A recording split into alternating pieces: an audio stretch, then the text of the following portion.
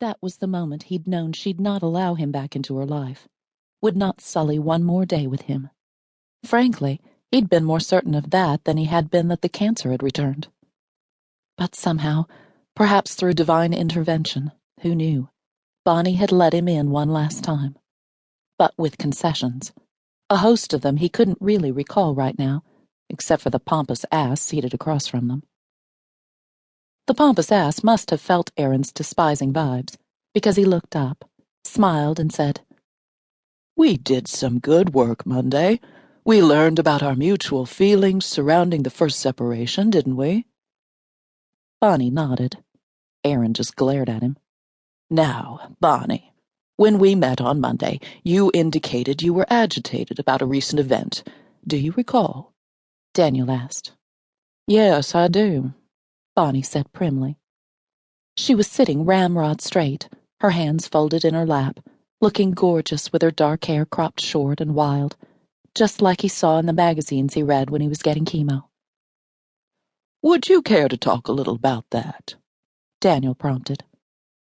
She sighed, looked at Aaron. "I guess it's old news now.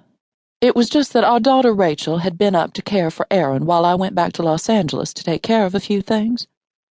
Because your primary home is in Los Angeles, correct?" Daniel clarified. "And you've come to New York to be with your husband during a difficult time." Aaron thought Daniel was being a little heavy on the forlorn bit. "That's right." Bonnie nodded, just as forlornly. "Anyway, Rachel did not want to come to New York. She's trying to finish her degree, you see." "That's not why she didn't want to come, Bonnie, and you know it," Aaron said. "Aaron," Daniel said gently, "remember our rules. No one talks over their partner. Everyone has a chance to speak. When Bonnie finishes, you'll have your turn to speak." Bonnie sat a little straighter. "It is true that Rachel has had a difficult time finishing school and moving on with her life," Bonnie conceded. "She has been a doctoral candidate for a couple of years now." Daniel chuckled. "I can attest to the fact that taking a couple of years to finish a doctorate may not be as strange as it sounds." "Yes, well, Rachel has been dating this man, a professor, and hasn't really shown any inclination to finish her doctorate and get on with her life." "Can you give me some examples of her disinclination?" Aaron damn sure could, but Bonnie always got to go first. "Okay. For example, she travels to England frequently to find a topic for her dissertation. Her degree is in ancient British history, we think, but she says there are so many interesting ideas that she hasn't been able to land on a topic yet." "And you think that is, untrue?" "Of course we think it's untrue," Aaron interjected impatiently. "Aaron thinks it is untrue," Bonnie corrected him. "But I don't. Rachel is bright and articulate and has a heart of gold. She just doesn't understand where she fits into this world, and she never really has. And when she has to land on something as defining as a dissertation topic, she can't find her answer." "And why is that, do you think?" Daniel asked. Bonnie shrugged. Daniel nodded, wrote something down on his notepad.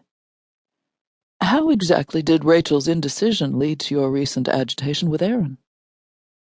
Bonnie snorted and looked out the window. "Aaron wouldn't leave her alone. The whole time I was gone, he kept badgering her about her useless degree and her useless boyfriend and her weight. By the time I got back from L.A., Rachel had fled back to Providence." "That was very upsetting for you, wasn't it, Bonnie?" "It certainly was.